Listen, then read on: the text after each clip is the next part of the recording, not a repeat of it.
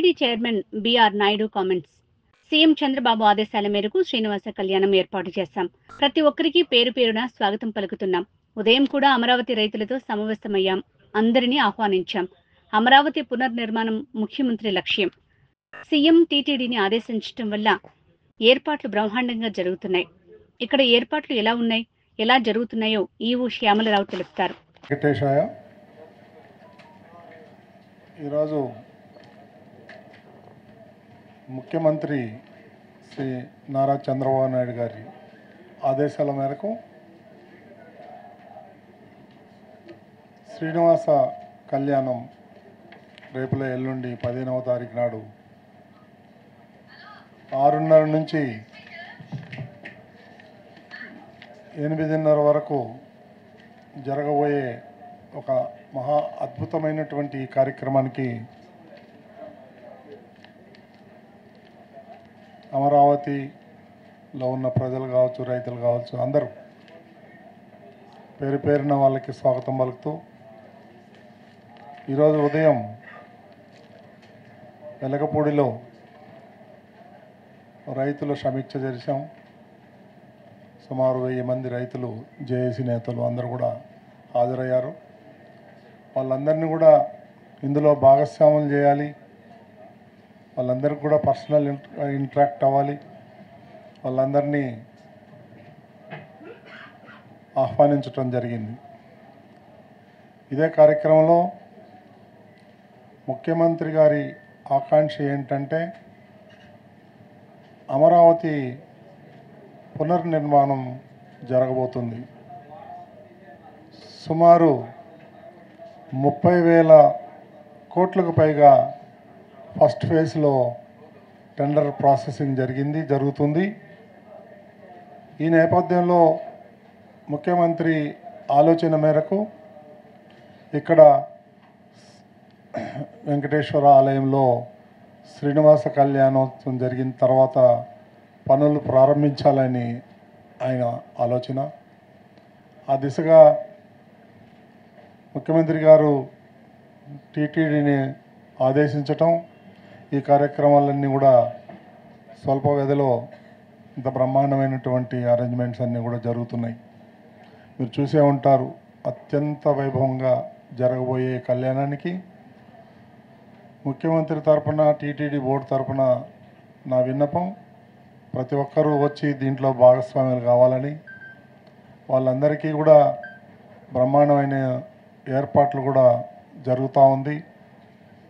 So ఈ సందర్భంగా నేను మరోసారి ప్రతి ఒక్కరికి పేరు పేరున ఆహ్వానం పలుకుతూ, ఇక్కడ ఏర్పాట్లు ఎలా ఉన్నాయి, ఎలా జరుగుతున్నాయి, ప్రతి ఈచ్ అండ్ ఎవ్రీ డిపార్ట్మెంట్ గురించి మన ఈఓ గారు ఎక్స్ప్లెయిన్ చేస్తారు. తర్వాత మన బోర్డు మెంబర్లు కూడా ఏదైనా ఉంటే మీతో ఇంటరాక్ట్ అవుతారు. మీరు అడిగే క్వశ్చన్స్కి మీరు ఈఓ గారిని మాట్లాడాల్సిందిగా కోరుతున్నాను.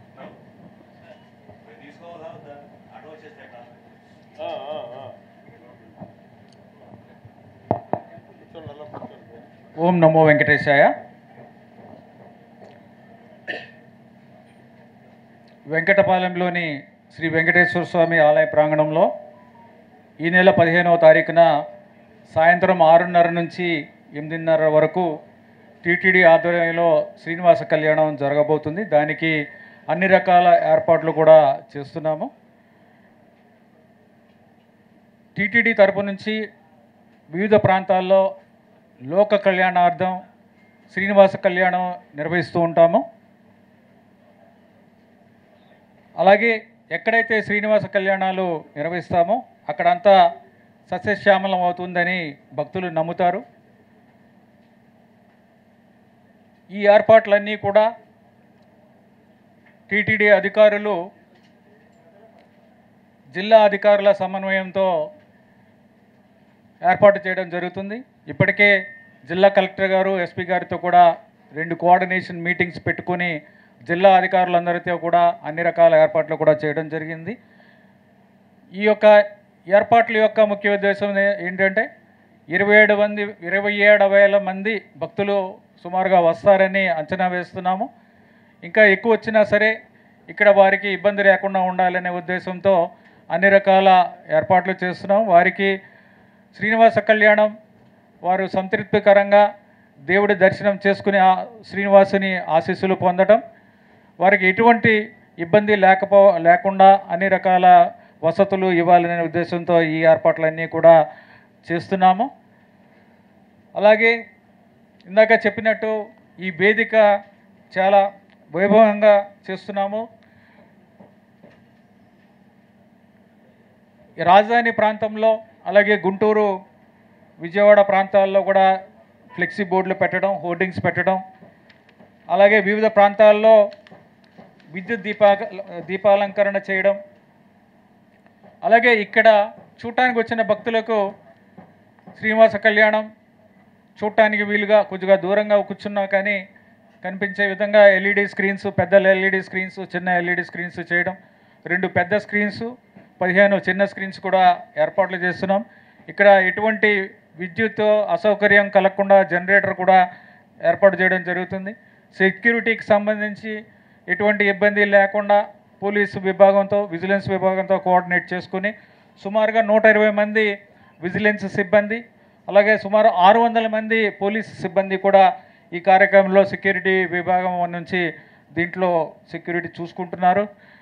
ఎటువంటి ఇబ్బంది లేకుండా చూసుకోవాలనేది ముఖ్య ఉద్దేశం. అలాగే డ్రోన్ కెమెరాలు, 5 డ్రోన్ కెమెరాలు, 70 సీసీ కెమెరాలను కూడా ఉపయోగించి పర్యవేక్షణ కోసం ఉపయోగించడం జరుగుతుంది. అలాగే కంట్రోల్ రూమ్ కూడా ఒకటి ఏర్పాటు చేసి ప్రత్యేకంగా అన్ని విభాగాలకు కూడా కోఆర్డినేట్ చేసి ఒక ఇంటిగ్రేటెడ్ కంట్రోల్ రూమ్ కూడా చేస్తున్నాము. అలాగే పార్కింగ్ యొక్క అవసరం ఉంది, ఎందుకంటే చాలా వెహికల్స్ వస్తాయి కాబట్టి ఆ వాహనాలన్నిటి కూడా ఇబ్బంది లేకుండా సుమారుగా 3000 పార్కింగ్ ఇప్పటికే ఏర్పాటు చేయడం జరిగింది. ఈ పార్కింగ్ కూడా డెవలప్ చేసి ఇక్కడ జేసీబీలు పెట్టి ఇట పార్కింగ్ అంతా కూడా పోయిన వారం రోజులు ఇవన్నీ కూడా డెవలప్ చేయడం జరిగింది. అలాగే శ్రీవారి సేవకులు సుమారు 2000 మంది శ్రీవారి సేవకుల్ని వారి సర్వీసెస్ ఉపయోగించుకొని వారి ద్వారా అన్ని రకాల సేవలు కూడా టీటీడీ సిబ్బందితో, అలాగే జిల్లా యంత్రాంగం సంబంధించిన సిబ్బందితో కూడా అన్ని రకాల సేవలు కూడా అందించడం జరుగుతుంది. వచ్చిన భక్తులకి అంటే 4:30 నుంచి 6:30 దాకా కల్చరల్ ప్రోగ్రామ్స్ ఉంటాయి, ఈ సాంస్కృతిక కార్యక్రమాలు. దాని తర్వాత కళ్యాణం ప్రారంభమవుతుంది. భక్తులకు అన్నప్రసాదాలు, మంచినీరు, మజ్జిగ ఇలాంటి ఏర్పాట్లు కూడా అన్నీ కూడా పకడ్బందీగా చేస్తున్నాము. అలాగే రాజధానిలో ఉన్న ప్రతి ఫ్యామిలీకి, ప్రతి ఇంటికి కూడా ఆహ్వాన పత్రిక ఇవ్వాలనేది ముఖ్యమంత్రి గారి నిర్ణయము. ఆ నిర్ణయం ప్రకారం అందరికీ కూడా ముఖ్యమంత్రి గారి నిర్దేశంతో అందరికీ కూడా, ప్రతి ఫ్యామిలీకి కూడా, ప్రతి ఇంటికి కూడా ఆహ్వాన పత్రిక ఇవ్వడం జరిగింది రాజధాని ప్రాంతంలో 24 గ్రామాల్లో. అలాగే ఎస్విబిసి ఈ శ్రీనివాస కళ్యాణాన్ని లైవ్ ప్రత్యక్ష ప్రసారం చేస్తుంది. లోగో లేకుండా మీడియా వారికి లైవ్ ఫీడ్ ఇవ్వడం జరుగుతుంది అందరికీ కూడా. అలాగే ఇక్కడ పరిశుభ్రత విషయంలో ఎటువంటి ఇబ్బంది లేకుండా 100 టాయిలెట్స్, స్పెషల్గా టాయిలెట్స్ పెట్టడం, అలాగే పారిశుద్ధ చూసుకోవడానికి కార్మికుల్ని అదనంగా ఉపయోగించడం, ఇవన్నీ కూడా చేయడం జరుగుతుంది. అలాగే వైద్య విభాగం నుంచి అంబులెన్సెస్ ఉపయోగించడం, అంబులెన్సెస్ ఇక్కడ పెట్టడం, అలాగే పారామెడికల్ సిబ్బంది, అలాగే వైద్యులని అందుబాటులో ఉంచడం, వైద్య శిబిరాలను ఏర్పాటు చేయడం, ఇవన్నీ కూడా చేస్తున్నాము. సుమారుగా 300 బస్సులు రవాణా సౌకర్యం కోసం ఈ ప్రాంతంలో ప్రజలు రావడానికి పోవడానికి ఇబ్బంది లేకుండా కూడా అవన్నీ కూడా చేస్తున్నాము. అలాగే ఈ కార్యక్రమాలు 4:30 నుంచి సుమారు 4:30 నుంచి ఈ కార్యక్రమాలు, సాంస్కృతిక కార్యక్రమాలు మొదలవుతాయి. ఈ సాంస్కృతిక కార్యక్రమాలు 4 నుంచి 6:30 దాకా ఉంటాయి. ఈ కార్యక్రమాల్లో ప్రముఖ కళాకారిణి శ్రీమతి నిత్యశ్రీ మహాదేవన్ గారిచే శ్రీనివాస సంకీర్తనం ఉంటుంది. దాని తర్వాత చెన్నైకి చెందిన ప్రియా సిస్టర్స్ బృందం అన్నమాచార్య సంకీర్తనలు ఉంటాయి. ఈ కార్యక్రమంలో రాష్ట్ర ముఖ్యమంత్రి వర్యులు, మంత్రులు, ఎమ్మెల్యేలు, ఎమ్మెల్సీస్, మిగిలిన ప్రజాప్రతినిధులు, రాజధాని రైతులు, వివిధ గ్రామాల నుంచి ప్రజలు ఇక్కడ పాల్గొంటారు. ఓం నమో వెంకటేశాయ.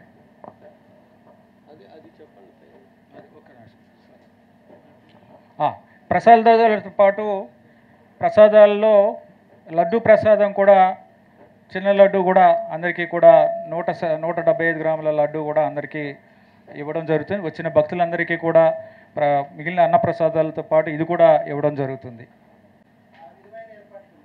27,000 మందికి కూర్చోవడానికి ఇక్కడ అవకాశం ఉంది. ఈ 25 ఎకరాల్లో కొంత డెవలప్ అయింది, కొంత చాలా వరకు ఇంకా డెవలప్ కాకుండా ఉంది. అందుకే ఇవన్నీ కూడా ఓపెన్గా ఉన్నాయి కాబట్టి మనకి కళ్యాణం చేసిన మనకి కూర్చోవడానికి ఏర్పాట్లు చేయడానికి అవకాశం ఉంది. 27,000 మంది కూర్చోవడానికి ఉంది ఇక్కడ. అలాగే అంటే ఎక్స్ట్రా వస్తే మరి వారికి కూడా బయట ఎల్ఈడి స్క్రీన్లు కూడా పెట్టి వాళ్ళకు కూడా ఏర్పాటు చేస్తున్నాం.